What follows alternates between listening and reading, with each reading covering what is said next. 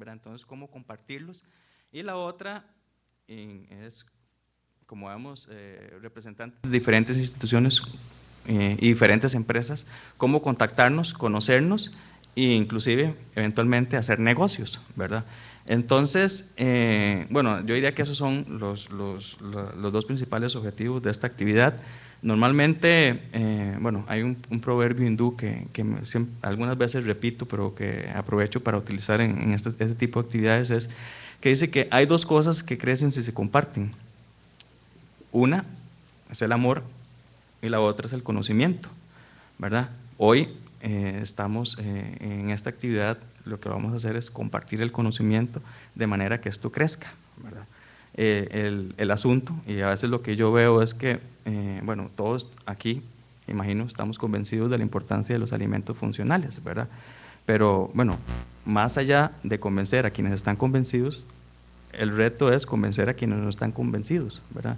Entonces, ¿cómo utilizar lo que estamos hablando aquí para poder salir a la sociedad y cómo posicionar mejor estos temas, ¿verdad? Entonces, algunas veces yo siento que, bueno, es importantísimo homogeneizar y saber más, pero a veces uno siente que está predicándole el coro, ¿verdad?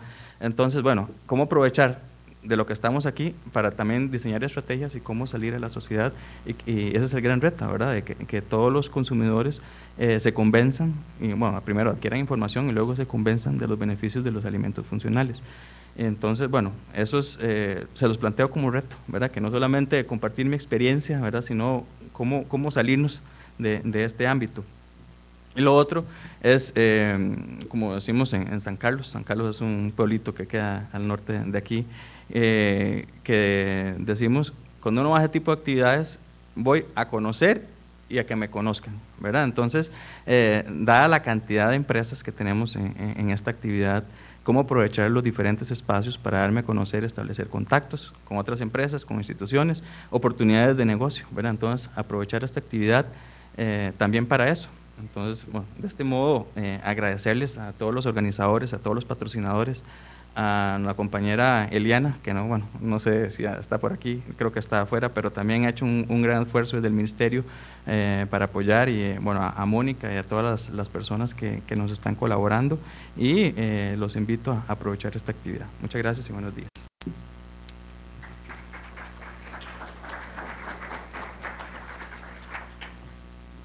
Bueno, muchas gracias a nuestro señor viceministro. A continuación, tendremos la presentación del programa CITED Iberoeca a cargo del doctor Gregorio Antolín, quien es director de la División Químico Alimentaria del Centro Tecnológico CARTIF de España. Por favor, doctor.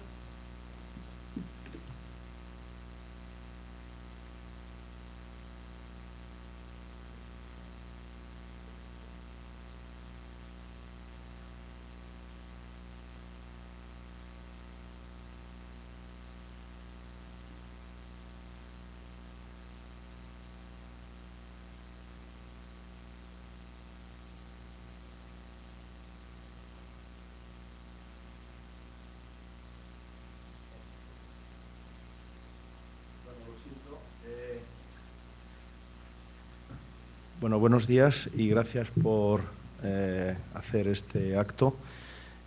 Mi misión realmente en la vida normal no es representar a CITEC. Como bien ha dicho la presentadora, soy el director de un área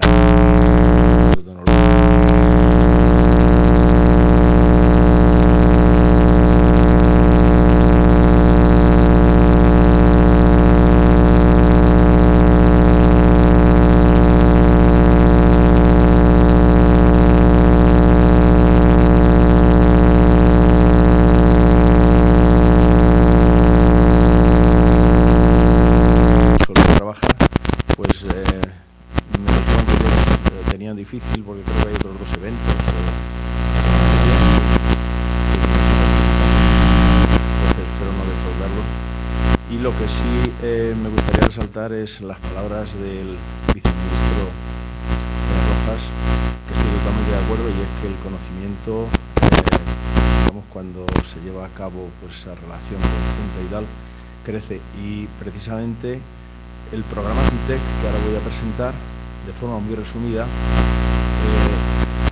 la intención que tiene siempre. Es decir, yo le llamaba la Celestina siempre, por la definición que yo he dado durante muchas veces que he hecho alguna presentación del programa CITEC, he dicho, es una Celestina que intenta relacionar a investigadores, a empresas, y que lo que pretende precisamente es pues que luego pueda resultar un matrimonio, ¿no? Por lo menos intenta el noviazgo, y si luego sale un matrimonio, estupendo. Pero me ha gustado también esta definición de Rojas, y la utilizaré si no la tiene patentada, de que pretende también el que crezca el conocimiento, que crezca la amistad inclusive, porque también de esa relación. Y luego, junto con el programa CITEC, ahora lo veremos en la presentación, hay otro complemento perfecto que es el Iberoeca, que es la razón fundamental de las empresas. Es decir, que crezca el conocimiento, pero que luego se pueda aplicar, es decir, que saque riqueza, ¿no?, para las zonas donde se utilicen esos conocimientos.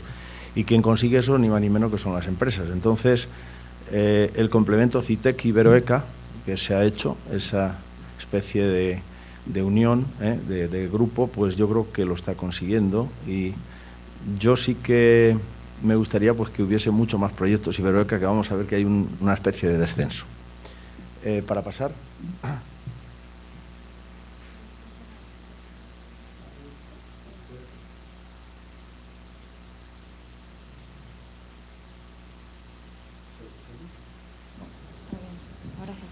Ya, bueno, yo es que como soy docente me gusta pues muchas veces moverme, ¿no?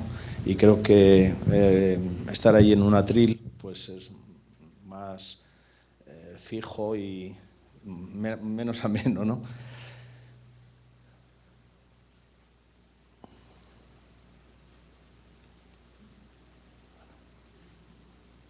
Bueno, estos son los apartados que voy a exponer, que es CITEC, casi lo he resumido ya antes, la estructura y los instrumentos. ¿Cómo se encuentra CITEC hoy? Ya vamos a ver que tiene una disminución, como indicaba antes. Las acciones estratégicas, las acciones de CITEC en colaboración, algunos resultados que veamos en gráficos fundamentalmente. CITEC con Iberoeca, que yo creo que es el matrimonio perfecto. Y luego análisis y retos de futuro. Bueno, los países que constituyen este programa son 21, como aparecen aquí y como se ve precisamente en el mapa, y es un programa iberoamericano porque es todo Latinoamérica más España y Portugal, de ahí viene el nombre de Iberoamérica. Es un programa de ciencia y tecnología, pero aparece luego el término desarrollo, ¿no? Ciencia y tecnología para el desarrollo, si se utiliza bien, lógicamente es la forma de salir actualmente incluso de la crisis. Fue creado en el 84 mediante un acuerdo pues, de los 21 países que ya hemos citado. Desde el 95 este programa se encuentra formalmente incluido en los programas de cooperación a nivel mundial. Casi todos los jefes de Estado y de Gobierno de los 21 países, cuando tienen las reuniones iberoamericanas, suelen contemplar, es uno de los temas. Y, bueno, es un instrumento común al sistema de ciencia y tecnología. Digamos que tecnología es igual a desarrollo económico y eso es lo que pretende precisamente pues, este programa. Es intergubernamental de ciencia y tecnología. Intenta relacionar, como indicaba antes, grupos de investigación de universidades o de centros tecnológicos que desarrollen conocimiento, que se transfieran conocimientos entre ellos, que se formen grupos mixtos, pero que luego, lógicamente, se aplique el objetivo. Aquí es donde aparece precisamente Iberoeca, el complemento de CITEC. Y eso quien lo puede lograr pues son las empresas, como indicaba antes. Importancia de CITEC, pues es el único programa ahora mismo multilateral de cooperación científica y tecnológica entre los países iberoamericanos. Está orientado hacia la transferencia de ese conocimiento, de las experiencias, de información, incluso, aquí no veo que lo pone, pero de estancias de personal investigador, es decir, esa especie de relación que no solamente sea en foros, en jornadas, sino que incluso haya proyectos en los cuales se intercambien investigadores que permanezcan pues, un tiempo desarrollando su actividad en otro centro diferente al que la desarrollan ahora. Hasta la fecha se han conseguido en CITEC 441 redes temáticas de desarrollar. Está actualizado a este año 2012, el mes de octubre, ¿no? Es cuando se han actualizado estos números. Luego no creo que haya muchas diferencias. Está englobando bajo este nombre todas las acciones en el campo de la investigación. Son 680 programas de innovación los que se han desarrollado hasta ahora. Participan aproximadamente unos 10.000 científicos y tecnólogos. Hay muy pocos programas, incluso a nivel mundial, ni los programas europeos, que tanta importancia tienen. Lo que pasa es que superan mucho a este programa desde el punto de vista económico. Por eso yo le llamo la Celestina, porque lo que hace es relacionar y luego que se busque en la vida, ¿no? Una vez que se haya conseguido el matrimonio, si tienen hijos, pues que trabajen y que los cuiden y procuren, o sea, llega simplemente hasta esa primera relación. ¿Por qué? Por falta de medios económicos, lógicamente. Bueno, pero yo creo que esta cifra es muy significativa, 10.000 científicos y tecnólogos.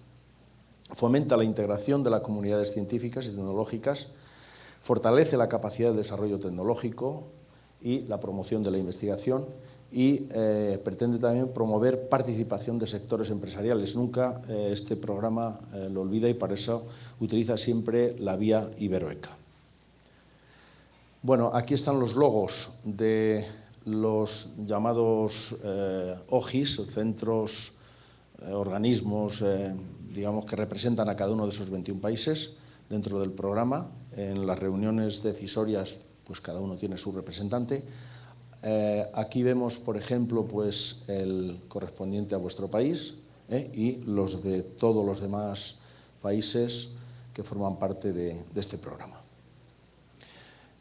Si alguien quiere conocer más después de que yo termine de presentar esto, hay una página web a la cual se puede acceder, cuya dirección es esta que aparece aquí, www.citec.org. Aparece esto que estamos viendo ahora en pantalla y, bueno, pues tiene distintas entradas, lógicamente, para informar o para saber pues, qué eventos hay, inclusive, información, etcétera. En cuanto a los órganos de dirección, pues tiene una asamblea general, que lo constituyen precisamente todos estos organismos que hemos dicho antes, de los 21 países, un órgano de gestión, donde está el secretario general, y luego un marco de funcionamiento que está CITEC Investigación y CITEC Innovación. CITEC Investigación es la parte que decíamos de transferencia de conocimientos entre universidades, centros tecnológicos, etcétera. Innovación, precisamente, pues sería lo que es el programa Iberoeca. La Secretaría General, bueno, pues está constituida por todos estos órganos, que yo creo que no es muy interesante, simplemente se pueden conocer entrando a la página web. Y, bueno, es la forma de conseguir precisamente pues el que exista una coordinación, ¿no?, de todas esas actividades. He resaltado la coordinación Iberoeca, el coordinador Iberoeca, y las acciones Iberoeca que además contribuyen precisamente pues, a este evento y a otros en los cuales se relacionen empresas con centros de investigación. ¿Qué proyectos hasta ahora ha apoyado Iberoeca y tipos? Bueno, pues hay que decir que Iberoeca no dispone de fondos, ya lo decía antes, con relación a los programas, por ejemplo, europeos o de los bancos, el Banco Iberoamericano, etcétera. Bueno, pues el presupuesto que maneja es de 1,5 millones de euros. El número de socios que exige para llevar a cabo estos proyectos es que sean 3 socios y en 2 países diferentes de Iberoamérica. La duración de 2 a 3 años y el objetivo de desarrollo de nuevos productos, procesos o servicios. Bien, ¿quién aporta la parte económica? Pues la parte financiera la aporta la estructura que tenga cada país. Entonces, una empresa que participe de un país A y una empresa de un país B, pues puede tener distinto trato financiación, porque va a corresponder a la que tenga en su país. ¿Qué es lo que le da Iberoeca? Pues Iberoeca lo que le da es, digamos, un apoyo, porque tiene una delegación en cada uno de esos países, para que reciba el mejor trato posible dentro de ese país, que son los acuerdos que tiene con esos organismos, lógicamente, nacionales. Los proyectos de innovación Iberoeca pues son proyectos de desarrollo conjuntamente entre empresas. Interesa siempre para esa transferencia de conocimiento que haya algún organismo investigador, una universidad, un centro tecnológico. Tiene como objetivo incrementar la productividad y la competitividad dentro de la región, cuando hablemos aquí de regiones de región iberoamericana, el Iberoeca no dispone, ya lo hemos dicho, de fondos, y cada país asume la financiación de los participantes de ese país, tanto del organismo de investigación como de las empresas. Convocatorias es permanente, en cualquier momento podemos entrar. Hay 2 fechas en las cuales no funciona, que es el 31 de diciembre, que se cierra el programa de ese año, y el 1 de enero, que también es festivo normalmente, y se iniciaría el programa del año siguiente. Hay una competencia libre, cualquier empresa o entidad puede participar, y se hace vía de los OJI de cada país. Se presentan las ideas y los OJI lo que ayudan es precisamente pues, a buscar a lo mejor un socio de otro de los 20 países, o si ya tiene socios, pues a incluso orientarle, estructurarlo, lograr la máxima financiación, etc. Proyectos de I+D en colaboración. Bueno, por la definición es una idea estratégica. La definición de una idea estratégica o ideal se intenta resolver problemas concretos, entonces los va a apoyar, lógicamente. En muchos casos la empresa no dispone de herramientas necesarias para llevar a cabo esto, y lo que hace la delegación, digamos, Iberoeca en ese país, pues apoyar para poderlo lograr, e identifica las oportunidades que representa la colaboración. Bueno, los gestores nacionales de cada proyecto pues están en cada país, ya hemos visto antes, cada uno yo creo que conocemos el que corresponde para nuestro país. Orienta en la preparación del proyecto, ayuda a encontrar socios internacionales, como he dicho antes, informa sobre las fuentes de financiación a las que se puede acceder, y además normalmente se intenta que sea la mejor. Asesora para obtener la aprobación del proyecto, darle la forma adecuada para que lo puedan aprobar, y por tanto Iberoeca pues es un programa descentralizado y flexible. La generación del proyecto, ¿qué etapas conlleva si en algún momento se pretende llevar a cabo un proyecto Iberoeca? Primero la idea, lógicamente, y buscar los socios que puedan desarrollar esa idea. Propuesta del proyecto, hay que realizar lógicamente una memoria técnica. Para eso se dispone un formulario, entrando en la página web de CITEC, se puede conseguir. Luego viene la evaluación por parte de los OJI de los países que participan, de los 2, 3 o de los 5.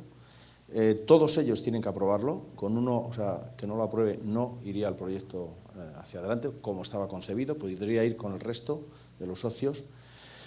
Lo evalúan los organismos gestores, por lo cual van a saber lo que se necesita, la importancia que tiene ese proyecto en ese país, y van a decidir, pues, digamos, aprobarlo, la idea, porque es interesante, y además luego el apoyo económico, lógicamente. Una vez que ha ocurrido esto, entonces interviene ya CITEC, y lo que hace es dar un certificado desde la Secretaría General, que se lo otorga a cada una de esas empresas, a cada uno de esos organismos que participan en ese programa, y eso le acredita el que pueda conseguir la máxima ayuda dentro del país que le corresponda. Para eso estaría la Secretaría General de CITEC, como he dicho, y finalmente pues aparece la financiación que le corresponda, que eso ya lo deciden a nivel nacional, son fondos nacionales. Bien, no obstante, no olvidemos que los OJI de cada país van siempre a asesorar, y si no, pues intentarán buscar apoyo en otros organismos. Ya los hemos visto antes, son estos, los OJI de cada país. Aquí tenemos pues el correspondiente a Costa Rica, lógicamente. Bien, ¿qué tipo de programas se pueden desarrollar? Pues aquí realmente quedan clasificados en acciones especiales, jornadas que se puedan llevar a cabo, que se puedan proponer. Esto, por ejemplo, pues es un miniforo, ¿no?, que es otro de las formas de acciones. También hay fórum que se pueden desarrollar, y los FIBECIT, que son, bueno, van de menos a más importante, vamos a decir. Los FIBECIT son aquellos en los que prácticamente es una participación masificada, ¿no? Se vienen a celebrar a lo mejor cada año, como mucho cada 2 años, un programa FIBECIT, porque pueden aparecer hasta 1000 personas, ¿no?, muchas veces en estas reuniones. El último que yo conocí creo que fue en México, en la zona de Cancún, creo que era, donde se celebró, y estoy hablando de hace casi 2 años. Y el anterior pues fue en Argentina, en Buenos Aires. Entonces, digamos que mueve mucha gente, es muy costoso llevarlo a cabo, pero vamos, acciones especiales en cualquier momento, o sea, y miniforos como este, pues también, bueno, yo sé que las organizadoras, incluso he hablado antes con ellas, y me dicen que llevan mucho tiempo, es verdad, y digo, pero bueno, yo creo que vais a tener la suerte de que va a salir bien, ¿no? Porque se necesita tiempo para hacer las cosas, lógicamente. Bien, aquí desarrollo un poco, por no enrollarme, cada una de estas partes que ya las he ido comentando, lo que son las acciones, lo que son las jornadas. Esto me imagino que quedará aquí para quien quiera luego conocerlo. Lo mismo los miniforos como este, que yo creo que como vamos a estar aquí, pues lo vamos a conocer perfectamente. Bien, y ahora simplemente ya voy a pasar un poco de información, de datos, de todo esto, para que se vea un poco la importancia que tiene a nivel de los 21 países. En cuanto a evolución de las acciones, bueno, pues se ve cómo perfectamente crece, llega a haber hasta 66 acciones en el año cumbre, que es en el 2002. Y bueno, se produce una disminución por la situación un poco económica, yo me imagino que pueda ser. Actualmente parece ser que se va a producir un repunte. Bien, en cuanto a los proyectos, que son los más importantes, Iberoeca, lo que más le interesa, como he dicho antes, es la transferencia del conocimiento al sector productivo, a la industria. Bueno, pues los proyectos de innovación Iberoeca vemos cómo crecen también, hasta el año prácticamente 2010, donde aparecen casi 53, y luego se produce un bajón en el año 2011 y 2012. ¿Por qué ocurre esto? Bueno, pues como ahí no aparece indicado, yo sí que lo quiero explicar. España participaba en más del 50% siempre de los proyectos Iberoeca.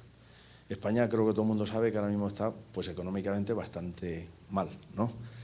¿Y qué ocurre? Pues que las empresas hoy día, aunque la forma de salir de la crisis, o sea, los teóricos, ¿no?, y los científicos decimos que es haciendo I+D, sacando nuevos productos, haciéndolos más competitivos, etcétera, pues las empresas en muchos casos dicen, bueno, a ver si puedo subsistir durante esta época de crisis, y cuando haya subsistido después hago el I+D, ¿no?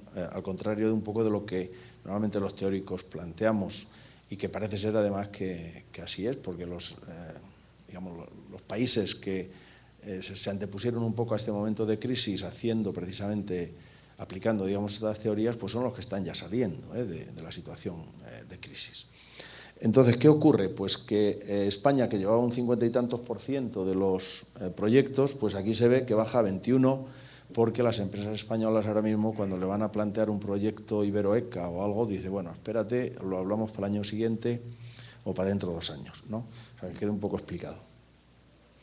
Bueno, en esta tarta, o queso, como queramos decir, pues aparece un poco los organismos, empresas, etcétera, que participan en todas estas actividades. Quiero resaltar la importancia que tiene este programa, que el 73% de los participantes son empresas, y universidades un 10%, centros privados de I+D un 5% y centros públicos un 12%. Es decir, sumando todo esto, tenemos en torno a un 27%. Bueno, un 27%. Es decir, que el 73% es el sector productivo, lo cual es muy importante. Bueno, pues con esto espero que no haya sido muy pesado y que quede un poco la idea clara de qué es CITEC Iberoeca. Muchas gracias.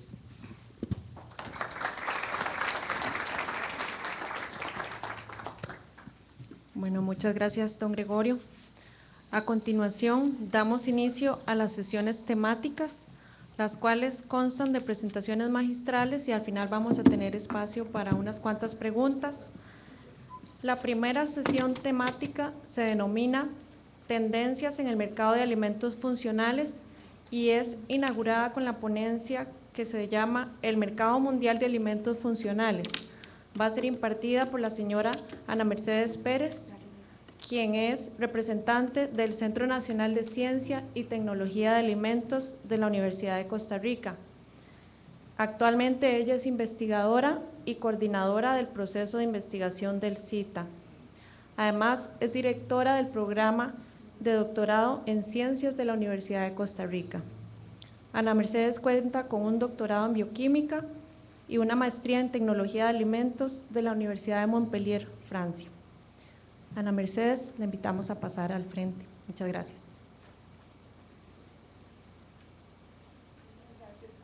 Estamos esperando poder abrir la presentación, espero que se logre. Si no, tendremos un gran problema.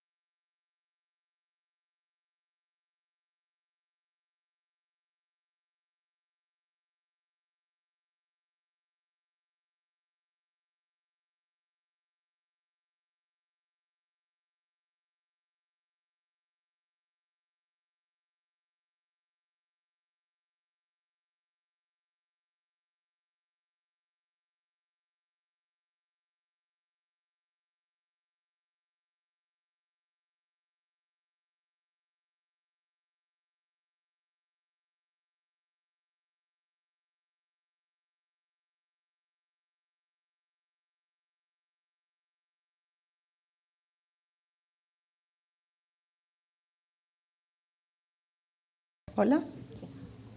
Y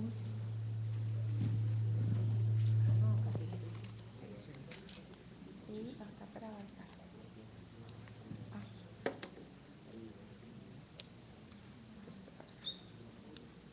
¿Dónde está el puntero?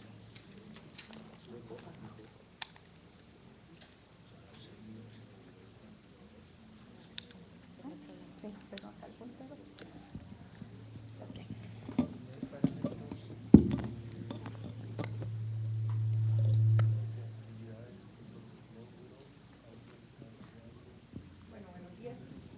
logramos resolver el problema. Tuve pánico por un momento, pero bueno, no pasó nada. Antes que nada, quiero agradecerles a todos la presencia esta mañana, su participación en este evento y la posibilidad de compartir información, conocimiento, ¿verdad? Como dijo el señor viceministro, y él también se me adelantó un poco al objetivo de la charla, que era crear un marco de definición, a conversar y hablar de qué son los alimentos funcionales y sobre todo distinguir del concepto de productos nutracéuticos. Entonces vamos a entrar más en detalle. Bueno, este término de alimentos funcionales fue introducido en Japón a mediados de los años 80.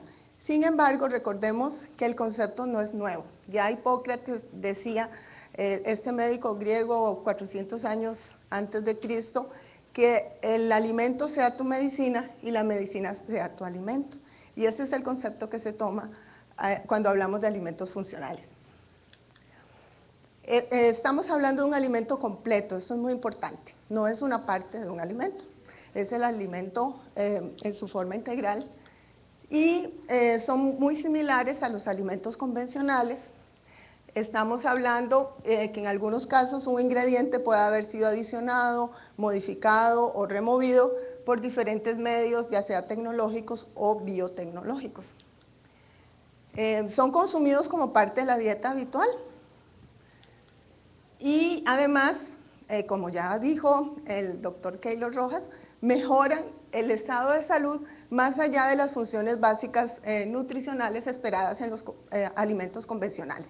Es decir, nos proveen proteínas, grasa, carbohidratos, pero además tienen compuestos especiales que causan efectos fisiológicos demostrados. Esto es muy importante. Tiene que haber un efecto comprobado de beneficio para la salud y además están relacionados con una reducción de enfermedades crónicas, de ciertas enfermedades. Contienen compuestos bioactivos, ahora más adelante vamos a hablar un poquito más de cuáles son estos componentes bioactivos que podemos encontrar en los alimentos funcionales y son componentes que de nuevo traen beneficios para la salud de los consumidores. Y es importante que no existe una definición universalmente aprobada. Sin embargo, en términos generales estamos hablando de este concepto, de alimentos que benefician la salud y más allá de satisfacer las necesidades nutricionales básicas. Ahora bien, ¿qué son productos nutracéuticos? Porque siempre hay un poco de confusión en ambos términos, ¿verdad? Muchas veces se habla de nutracéuticos como si fuesen alimentos funcionales, pero acá es importante decir que son productos derivados de los alimentos. Están vendidos en una presentación farmacéutica, es decir, contienen ingredientes funcionales específicos en una matriz que no es alimentaria. Y están en una presentación, ya sea tipo cápsula, tableta, píldora, un polvo o una solución. Esta no es una definición reconocida por la FDA, por ejemplo, en Estados Unidos de lo que se habla de suplementos dietéticos. Y acá vale la pena recalcar que los nutracéuticos, igual que los alimentos funcionales, proveen beneficios fisiológicos comprobados y proporcionan protección contra enfermedades crónicas. Entonces acá les presento, por ejemplo, un producto a base de ácidos grasos omega 3.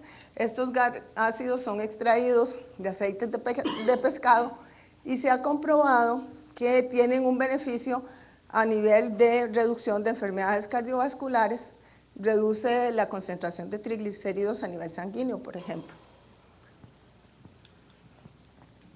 Ahora, dentro de los alimentos funcionales, es importante destacar los productos de origen vegetal, ¿verdad? Las frutas y vegetales contienen una serie de compuestos que tienen acción antioxidante y actúan sobre los radicales libres. El doctor Spitzke del INTA de Chile nos va a hablar más adelante precisamente sobre los antioxidantes y los alimentos funcionales.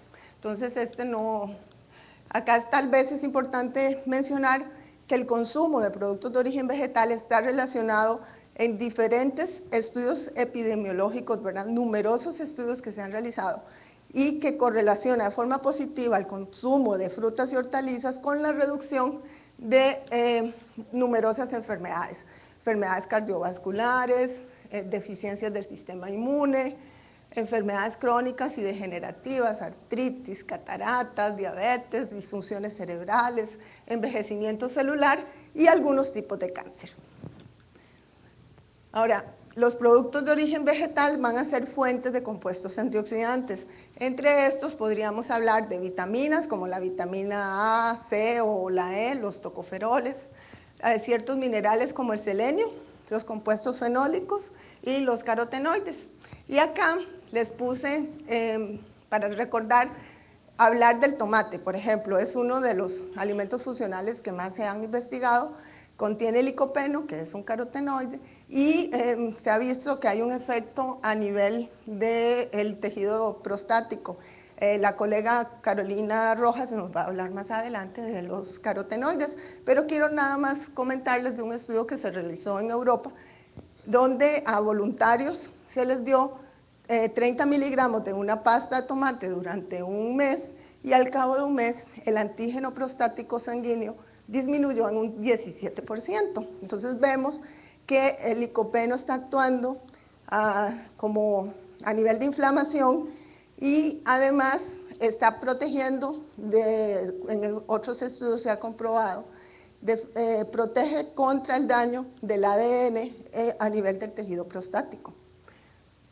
Acá también les puse unas fotos de arándano rojo, ¿verdad? Los cranberries, porque es otro alimento que se ha demostrado tiene un efecto beneficioso, en este caso a nivel del tracto urinario. Los polifenoles que contiene el arándano rojo impiden que bacterias como la Escherichia coli se adhieran al tejido de la vejiga, y de esta forma pues coadyuvan en el tratamiento de enfermedades urinarias. Acá, para un ejemplo también de productos nutracéuticos, les voy a hablar de extractos de antocianinas que tienen actividad antiinflamatoria, vasoprotectora e inhiben incluso la agregación plaquetaria. Las antocianinas también se ha demostrado que inhiben el crecimiento de ciertas células tumorales a nivel in vitro, y por ejemplo este producto Daflon, ¿verdad? Es un extracto de bayas que se comercializa para el tratamiento a nivel de la insuficiencia venosa y para mejorar la circulación, como dicen normalmente, se dice popularmente. Bueno, recordemos que los alimentos funcionales van a contener compuestos bioactivos. Acá estamos hablando, ¿verdad?, de compuestos que tengan un efecto comprobado sobre la salud, y estamos hablando de un gran grupo de componentes. Fibra, hay una colega que va a hablar sobre las leguminosas y el contenido de fibra, y otra colega de la empresa Chemsol que también nos va a hablar del desarrollo de productos ricos en fibra. También estamos hablando de componentes como las vitaminas, minerales, ácidos grasos, péptidos, proteínas. Este tema va a ser abordado por otra colega, quien va a hablar de los productos lácteos funcionales. También tenemos fitoesteroles, fitoestanoles y una serie de metabolitos secundarios de las plantas. Entre estos, polifenoles, carotenoides, glucosinolatos, alcaloides, ¿verdad? Es un grupo muy grande, y en general estos pueden tener propiedades muy amplias: antioxidantes, antimicrobianas, antiinflamatorias, anticancerígenas o inmunomoduladoras. En estudios recientes, ¿verdad?, se destaca que compuestos bioactivos o componentes bioactivos como las bacterias lácticas, los oligosacáridos, los aminoácidos y los polifenoles son ingredientes promisorios para el desarrollo futuro de alimentos funcionales que permitan mejorar la función del tracto gastrointestinal, por ejemplo. Bueno, a nivel de tendencias, que también el doctor Javier Morán nos va a hablar a lo largo de estas jornadas, vemos que hay un interés creciente por parte de los consumidores en los beneficios que proveen los alimentos funcionales y sobre todo se asocia con el contenido de antioxidantes en la dieta que se consuma. Y esta tendencia, este interés de los consumidores está siendo aprovechado por las empresas, por las industrias de alimentos, quienes cada vez promocionan más la presencia de antioxidantes en sus productos. Así, por ejemplo, vemos muchos productos a base de té, ¿verdad?, donde incluso se cuantifica la cantidad de antioxidantes que está presente en el producto. Y nuestro país pues tampoco escapa de esta tendencia y vemos que estamos aprovechando el hecho de que cada vez más los consumidores empiezan a ser sensibles o conocen el término de antioxidantes y los posibles beneficios para la salud. Bueno, en el 2003, yo les presento esta gráfica, podemos ver que el mercado mundial de alimentos funcionales está básicamente distribuido entre Estados Unidos, que es el mercado mayoritario, Europa y Japón. Estos tres países van en el 2003 aproximadamente el 82% del mercado mundial de alimentos funcionales. A la fecha probablemente esta cifra haya aumentado un poco relativamente a un 85%.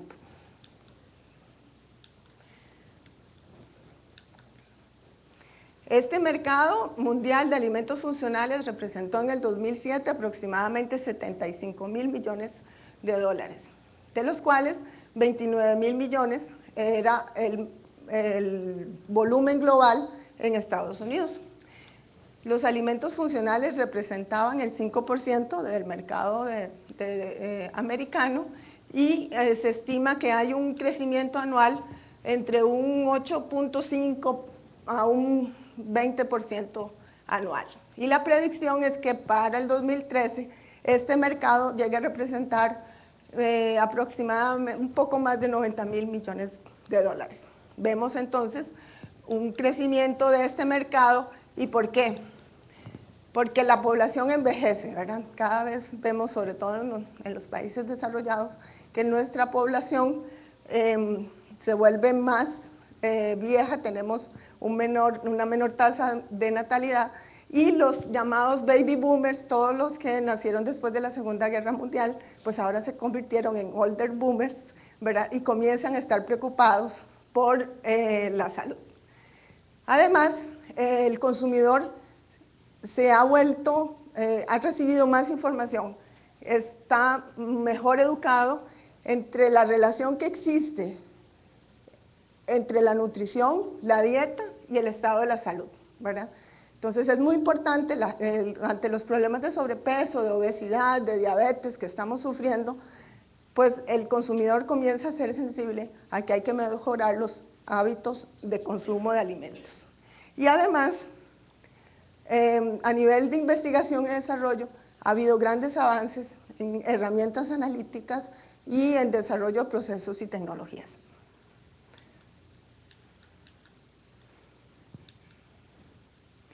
En lo que se refiere a alimentos funcionales, el segmento de bebidas funcionales es el de mayor crecimiento, ¿verdad? Y acá vemos que para el 2010 había proyectado un mercado mundial de 34.000 millones de dólares. Por ejemplo, en Estados Unidos, el 60% de los consumidores compran este tipo de bebidas por el contenido de antioxidantes. En el caso del mercado europeo, el 7% del mercado total de bebidas en el 2004 comprendía este tipo de bebidas funcionales, que estaban proveyendo entonces un beneficio para la salud. En Europa, los principales mercados europeos son Alemania, Francia, Reino Unido y Holanda. Y la Comisión Europea pues ha establecido una definición que les transcribo acá. Entonces estamos hablando de aquellos alimentos que afectan positivamente una o más funciones del organismo, más allá de nuevo de los efectos básicos de nutrición, mejorando la salud y el bienestar, además de reducir el riesgo de ciertas enfermedades. Bueno, de nuevo, para la Unión Europea, para la Comisión Europea, este tipo de alimentos son consumidos como parte de la dieta habitual.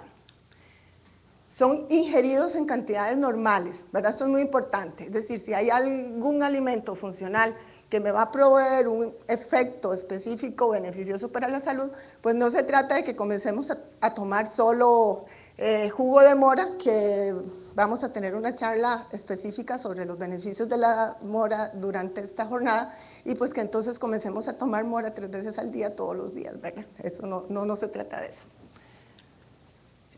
Y de nuevo, cuando hablamos de alimentos funcionales, estamos hablando de productos que no son ni cápsulas, ni píldoras, no están en una presentación farmacéutica. En Japón, ¿verdad?, donde comenzó a crearse este concepto de alimentos funcionales, desde 1991 existe un sistema único de regulación para este tipo de productos. Para ellos, un alimento funcional es aquel donde haya una evidencia para una declaración de efecto positivo en la salud. Y este tipo de alimentos son aprobados por el gobierno y se han denominado FOSHU, es decir, son alimentos para usos específicos en la salud. Y además son aprobados por la Agencia de Asuntos del Consumidor. En octubre del 2011 había 970 alimentos funcionales aprobados en Japón, ¿verdad? Vemos un número muy importante. Y algo muy interesante es que en este mercado de Japón, el 70% de estos alimentos funcionales tienen un efecto a nivel del tracto gastrointestinal. Estos son alimentos entonces que van a mejorar, ya sea a nivel de la microflora intestinal o que van a regular la absorción de ciertos nutrientes. Y también van a reducir riesgos de sufrir síndrome metabólico. En Japón, los alimentos funcionales pueden ser clasificados en 8 diferentes categorías, esto en función de los efectos específicos sobre la salud. Entonces estamos hablando de alimentos relacionados con la salud intestinal, con la salud bucodental, la absorción de minerales, la resistencia ósea. Son alimentos también para aquellas personas preocupadas por la hipertensión o por el nivel de azúcar a nivel de la sangre, o el nivel de colesterol, o por aquellos que están preocupados por el sobrepeso. En otros países, ¿verdad?, hay diferentes definiciones. Entonces acá yo solo les voy a transcribir 2. Una de Canadá, donde de nuevo vemos que estamos hablando de alimentos convencionales que forman parte de la dieta habitual, que tienen beneficios comprobados sobre la salud, que reducen el riesgo de sufrir ciertas enfermedades, y de nuevo son alimentos que proveen otros beneficios más allá de los componentes nutricionales. En Estados Unidos, ¿verdad?, recordemos que no hay una definición legal, pero se habla de nuevo de alimentos completos, ¿verdad?, integrales, no partes de alimentos. Son alimentos fortificados, enriquecidos o mejorados, y también, de nuevo, con beneficios para la salud y consumidos en cantidades efectivas dentro de una dieta normal, ¿verdad? Esto es muy importante porque además tienen que ser las cantidades que realmente puedan proveer un beneficio para la salud. Diferentes estudios se pueden encontrar sobre la caracterización de los consumidores de este tipo de alimentos funcionales. Entonces yo acá les transcribo algunas ideas que me parecieron interesantes de destacar. Bueno, por lo general, las personas de mayor edad y las mujeres son las que tienen mayor interés por este tipo de productos. El té, los productos que disminuyen el colesterol y los productos a base de soya son los preferidos por los adultos mayores, ¿verdad? Los estudios o los resultados de los estudios difieren a veces de un país a otro. Por ejemplo, acá en Costa Rica, probablemente entre los jóvenes las bebidas a base de té, ¿verdad?, van a tener una alta demanda, aunque los jóvenes consumen el té por el sabor, sin saber todos los beneficios tal vez del té para la salud, porque cuando somos jóvenes no nos preocupa tanto y vemos muy lejos el momento en que llegue la edad del adulto mayor.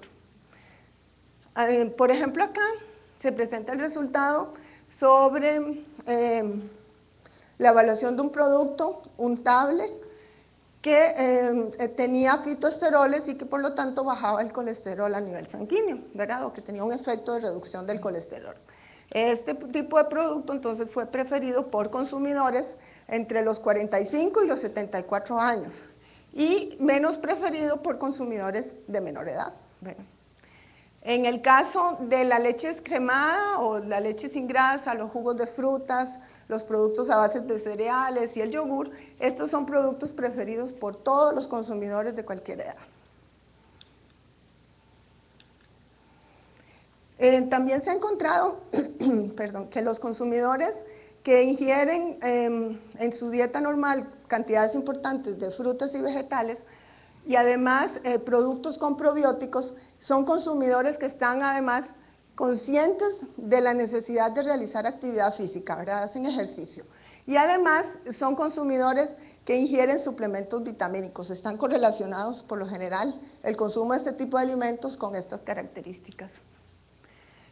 Además, los consumidores preocupados por incorporar los alimentos funcionales en su dieta son personas que por lo general consumen una dieta más saludable y además a nivel de educación, ¿verdad?, hay resultados muy contradictorios. Hay algunos estudios que dicen que las personas con mayor nivel de educación consumen más alimentos funcionales y otros donde no se encuentra la correlación. Eso puede deberse desde el tipo, digamos, de las variedades que puede haber de un país a otro, de una región a otra. Y algo muy interesante es que en una encuesta que se hizo en Europa en el 2006, en 6 países europeos, había un conocimiento muy limitado sobre los alimentos funcionales, ¿verdad? Había gente que sabía que había ciertos alimentos beneficiosos para la salud, que estaban dispuestos a incorporarlos en su dieta, pero quizás el término de alimento funcional, aún en el 2006, no era, digamos, muy ampliamente conocido. Cuando vamos a introducir un alimento funcional y trabajar en el mercadeo y la comercialización, hay ciertos factores que hay que tomar en cuenta. El alimento tiene que ser atractivo, ¿verdad? Tiene que tener un sabor agradable, si no nadie lo va a consumir. Eso es lo primero, ¿verdad? Tendrá enormes beneficios para la salud, pero si no sabe bien, nadie lo va a comprar. Por ejemplo, las bebidas que tienen alto contenido de polifenoles, los polifenoles tienen un sabor amargo, ¿verdad? Y en cantidades importantes, entonces pueden hacer que la bebida resulte desagradable. Y también productos con un alto contenido de fibra insoluble pueden también ser poco apetecidos. Entonces, este tipo de consideraciones hay que tomarlas en cuenta a la hora de desarrollar productos funcionales. Además, tiene que ser un alimento, un producto conveniente, ¿verdad? Fácil de poder consumir. Influye también el tipo de empaque. Y además, la declaración de salud debe ser creíble, ¿verdad? Que la gente crea que realmente eso puede tener los beneficios que indica el producto. Y además, aquí es muy importante, que la declaración de salud sea comprobada, ¿verdad? Eso es fundamental. El precio puede ser una limitación para introducir este tipo de productos y, por ejemplo, es uno de los parámetros que se destaca en un estudio que se hizo a nivel del mercado europeo. Y luego es importante que haya una muy buena cobertura de distribución de este tipo de productos. Entonces estamos hablando de poder distribuir ampliamente estos alimentos funcionales y tener acceso a cadenas de supermercado, ventas al detalle o negocios como macrobióticas o farmacias. Y como hablábamos de que un alimento funcional tiene que tener una declaración de salud, ¿verdad? Un efecto sobre la salud comprobado, acá quiero presentarles una herramienta que cada vez está surgiendo más como útil para poder determinar los beneficios para la salud o poder comprobar que un alimento pueda ser realmente funcional.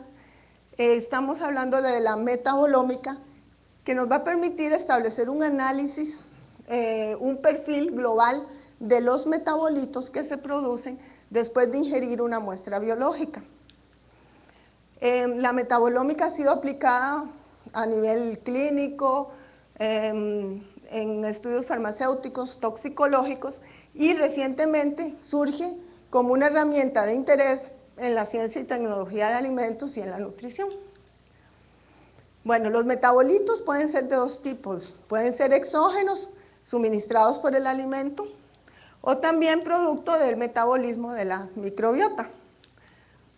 En los estudios metabolómicos, entonces vamos a determinar lo que se llaman marcadores de la ingesta de fitoquímicos y su posible relación con los efectos biológicos esperados.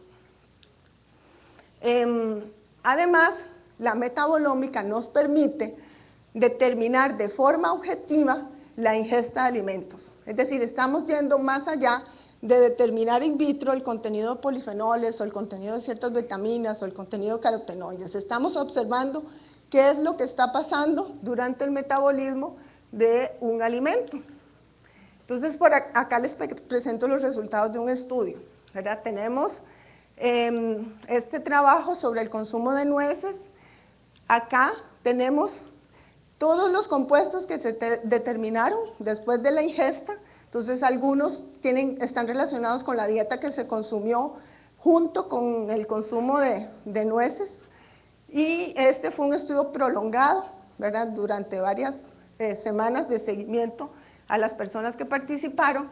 Y llega, después del análisis, ¿verdad? Que es muy, muy complejo, se requiere el uso de cromatografía líquida de alto desempeño acoplado a espectrometría de masas. Se puede determinar cuáles son los metabolitos asociados con el consumo de las nueces, en contraste con los metabolitos determinados en el caso de la ingesta de un alimento control. Y para el caso de las nueces, se determinó que uno de los más importantes metabolitos o marcadores de la ingesta son las urolitinas, que están relacionadas con el metabolismo de los L-agitaninos, que son taninos, compuestos fenólicos presentes en cantidades interesantes en las nueces y que están relacionados con una serie de beneficios para la salud, ¿verdad? Que eso también pues, se va a hablar en la charla de la colega Gabriela Sofeifa sobre el consumo de mora. Y acá quiero destacar algunos aspectos para que veamos lo complejo que puede ser el estudio, un análisis metabolómico, ¿verdad? Acá se requieren herramientas estadísticas avanzadas y además recursos a nivel de informática, ¿verdad? Muy, muy complejos. Pero lo importante es que vamos a poder determinar cuáles son las modificaciones en la homeostasis, es decir, en el equilibrio químico del organismo, que están relacionadas con el consumo de cierto alimento. Y esos cambios observados van a estar relacionados con los metabolitos, entonces, exógenos que provienen de la dieta y como resultado de la absorción, de la digestión y del metabolismo, ¿verdad? Y acá entonces establecemos biomarcadores para la ingesta de un alimento específico. Acá, por ejemplo, les presento los metabolitos que fueron identificados, ¿verdad? En un número como de 29, casi no ven, soy muy miope. Y estos fueron voluntarios que ingirieron un extracto de piel de almendras y pudieron determinarse estos 29 metabolitos asociados con la ingesta de nueces, de almendras, de las cáscaras de las almendras. A nivel de conclusiones, quiero resaltar algunos conceptos. Estamos hablando de un mercado de alimentos funcionales con un rápido crecimiento, ¿verdad? Como vimos las cifras anteriormente. Y la industria de alimentos entonces tiene que enfrentarse a un gran reto. Estamos hablando de satisfacer la necesidad de los consumidores por la ingesta de una dieta balanceada que además incluya alimentos funcionales que permitan prevenir y manejar enfermedades específicas. ¿Esto qué significa? Que el desarrollo de productos funcionales y el mercadeo, la comercialización de este tipo de productos va a requerir esfuerzos especiales a nivel de investigación. Para esto debemos desarrollar nuevos productos y nuevos procesos o tecnologías. Necesitamos identificar, trabajar en la parte analítica de identificación de compuestos funcionales que realmente tengan un beneficio comprobado para la salud. Y para eso es necesario realizar estudios clínicos, ¿verdad? Tenemos ciertas etapas de análisis in vitro, análisis físico-químicos, podemos hacer estudios con líneas celulares, modelos con animales, pero al final la comprobación de estos efectos fisiológicos es importante poder demostrarlo a nivel de seres humanos. Y por eso estos resultados nos permiten luego establecer declaraciones a nivel de la salud, de los efectos en la salud y la aprobación por las entidades gubernamentales que correspondan. Además, es importante que en el desarrollo de estos nuevos productos podamos tener una matriz alimentaria biodisponible, es decir, que ese potencial que está en el alimento pueda pasar al torrente sanguíneo y comenzar a ejercer los beneficios a nivel de la salud. Y además tenemos que tomar en cuenta como tecnólogos de alimentos cuáles son los cambios que pueden sufrir esos compuestos funcionales a nivel, durante el procesamiento. Acá es muy importante también trabajar en el suministro de información al consumidor y poder resaltar esos efectos positivos en la salud. Entonces, por mi parte, pues agradecerles la atención y si tienen alguna pregunta, pues trataré de responderla con mucho gusto.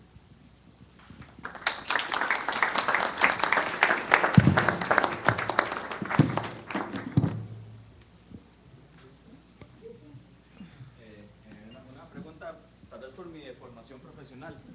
Yo, pensando en este tipo de alimentos, yo veo dos oportunidades, una con el vaccinium, con el arándano azul, y la otra con el cas, que ambas familias, digamos, de los frutos, el cas es como decir una guayaba del género Psidium, que tendría un potencial, pero entonces no sé si se han estudiado y cómo se podría desarrollar. Muchas gracias por su pregunta, porque me permite tal vez ampliar un poco más los trabajos que nosotros hacemos en el CITA, en la Universidad de Costa Rica. Entonces, el vaccinium que se consume en nuestro país, ¿verdad? Los arándanos azules y también arándanos rojos son importados. Sin embargo, hay un vaccinium costarricense, ¿verdad? Una variedad que se cultiva, que crece silvestre en la zona de Los Santos. Nosotros hemos hecho análisis del contenido de la capacidad antioxidante y en realidad es muy, muy importante. A nivel del cas, ¿verdad? Esta es una fruta originaria de Costa Rica, es muy importante. De hecho, en inglés se conoce como Costa Rican guava, ¿verdad?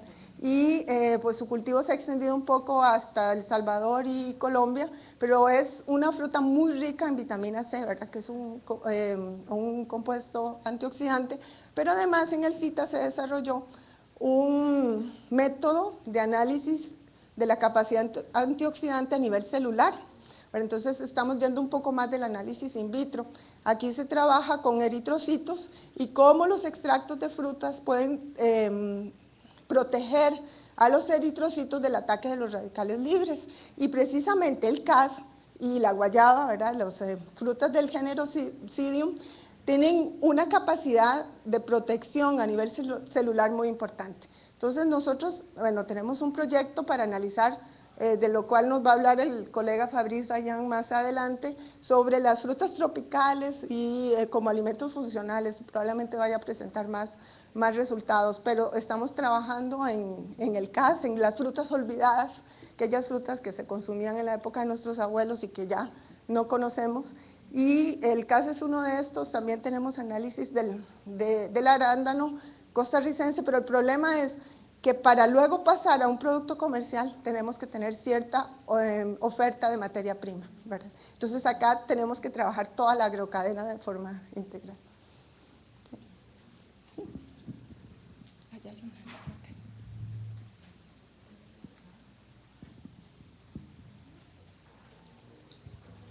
Buenos días. Con respecto a la definición de alimento funcional, ahí decía que contienen compuestos bioactivos. Por ejemplo, una reducción en sodio o una reducción en grasa o algo así, ¿se considera como alimento funcional o es necesariamente la adición de un compuesto diferente? No hay una definición, depende de los países, ¿verdad? Tampoco hay una legislación establecida, pero en algunos países un alimento funcional puede ser aquel que se le haya removido un componente. Entonces los productos lácteos bajos en grasa podrían, por ejemplo, entrar en esa categoría, porque está demostrado que consumir menos grasa tiene un efecto positivo a nivel del sistema cardiovascular, igual que el contenido bajo de sodio.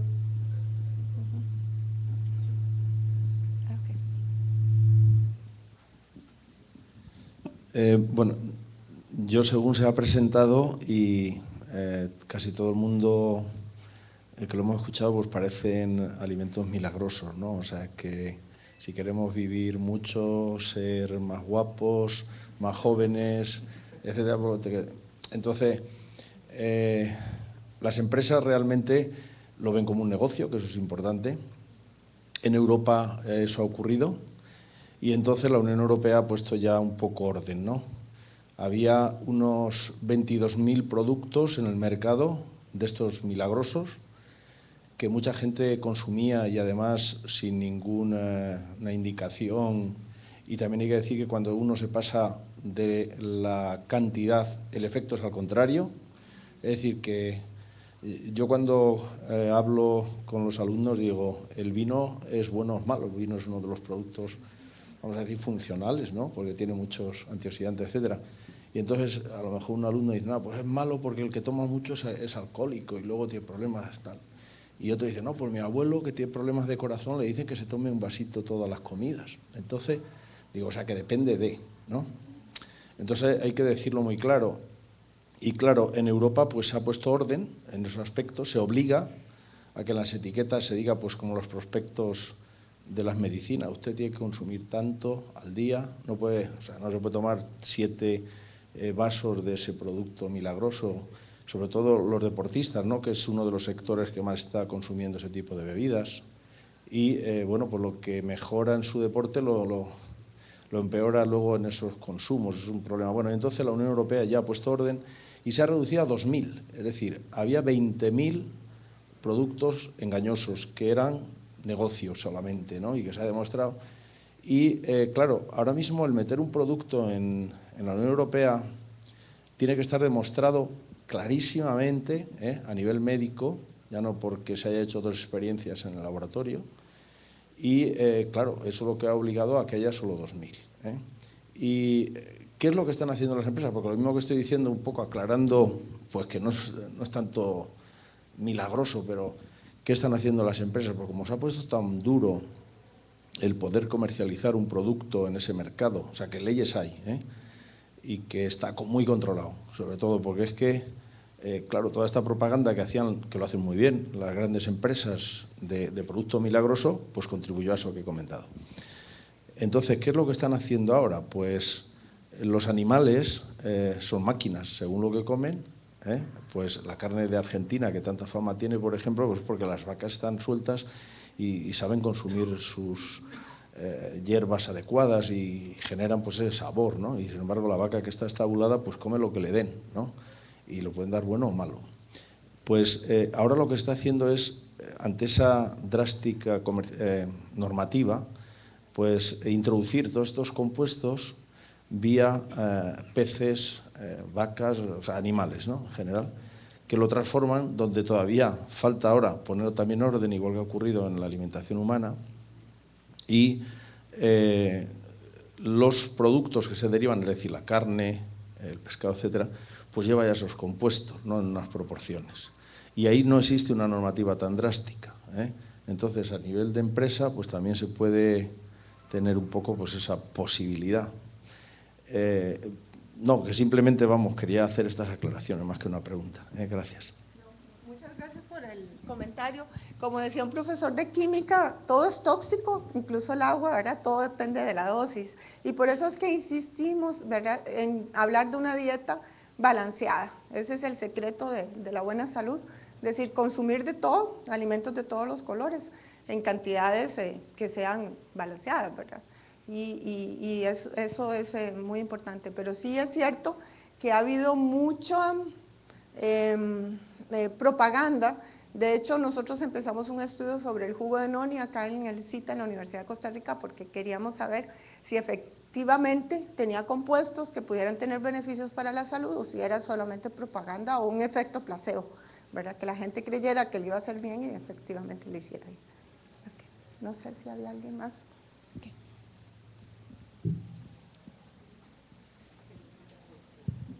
Buenos días. Mi nombre es Isabel y yo trabajo en una industria que se llama Industria de los Patitos, que es del sector de las pymes en Costa Rica. En realidad, bueno, todos sabemos que la situación es complicada, las empresas quieren salir con productos nuevos, siempre se dice que para salir adelante hay que innovar y bueno, muchas empresas estamos tratando de hacer ese tipo de cosas. Pero si vemos, todo esto conlleva muchas otras cosas, ¿verdad?, adicionales a lo que uno tiene en el día a día de una empresa pequeña. Y lo que me gustaría saber es cuál sería el apoyo para la industria aquí a nivel local, digamos a nivel de CITA o no sé si hay otra institución, porque nosotros sí hemos trabajado en eso, sacamos un producto ahí con ciertos beneficios, nos apoyamos con el proveedor de la materia prima para hacer los estudios, pero en realidad no hay, tampoco la normativa es tan clara y me gustaría como saber un poco más. Muchas gracias por su pregunta, ¿verdad? Digamos, yo puedo hablarle de lo que hacemos en el CITA y en la Universidad de Costa Rica y tenemos herramientas analíticas, ¿verdad? Podemos hacer análisis para determinar el contenido de antioxidantes, como sería la vitamina C, por ejemplo, o determinar el contenido de polifenoles totales o de carotenoides totales o de capacidad antioxidante, o ver a nivel de protección a nivel celular, por ejemplo. También colaboramos estrechamente con la Escuela de Medicina y con la Facultad de Farmacia para entonces hacer estudios con líneas celulares y modelos animales, eso en la Escuela de Medicina, y también con la Facultad de Farmacia hemos trabajado en desarrollar algunos estudios, un estudio clínico y que demostró que el consumo de una bebida de mora puede reducir significativamente la cantidad de triglicéridos a nivel sanguíneo. Y ahora estamos desarrollando varias tesis, una que va a empezar sobre metabolómica para medir los metabolitos después de la ingesta de una bebida mora.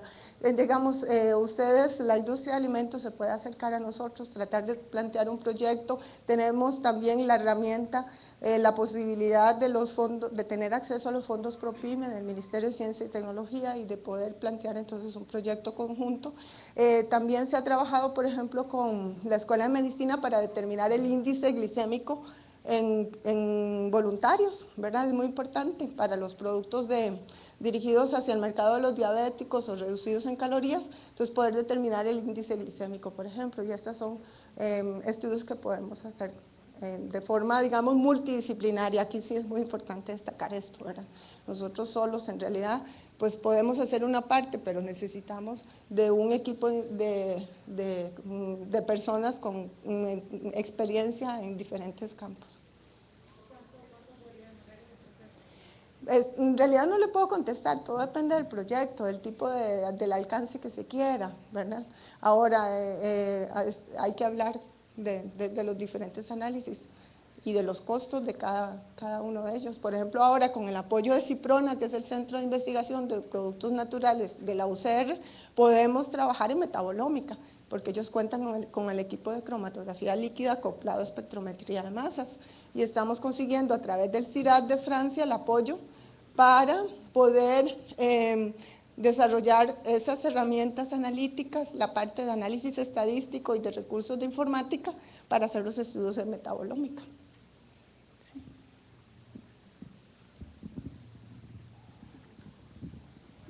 Tal vez quisiera agregar ahí un par de observaciones a lo que hacía la consulta doña Isabel. Mi nombre es Carmela Velázquez y soy la directora del CITA. Definitivamente cualquiera de estos estudios toman tiempo. Y la preocupación que existe, precisamente que nos hacían el comentario anterior, es que cuando uno va a hacer una alegación con respecto a un alimento nutricional, tiene que tener fundamento científico que lo respalde. Y esa es precisamente la razón por la que estamos aquí, es para ir creando la conciencia entre la necesidad de trabajar en conjunto entre la academia y la industria, porque los resultados no salen mañana, requieren de cierta anticipación, requieren de planificación, requieren de conseguir fondos, es un proceso. Y en el tema de poder justificar, respaldar o poder entrar a un mercado nuevo con información que sea de peso, se requiere de tiempo. Y ahí es precisamente donde está el tema más delicado de estos asuntos. Entonces, yo lo que los invito es que se acerquen, pues el CITA, la Universidad de Costa Rica, y hay otras organizaciones dentro del país que pueden formar equipos interdisciplinarios para poder enfrentar qué es lo que ustedes necesitan en particular. Pero definitivamente eso es un trabajo en equipo, no sale de ninguno de los dos lados de forma única. Los equipos de investigación y desarrollo de las empresas tienen que unirse a los equipos de investigación y desarrollo de la academia y buscar los fondos y buscar los financiamientos para poder lograr que esto sea éxito. Bueno, muy bien. De momento vamos a terminar con las preguntas. Le damos las gracias a la doctora Ana Mercedes y los invitamos a tomar el refrigerio, el cual va a estar disponible en las afueras del edificio, en la explanada exterior. Gracias.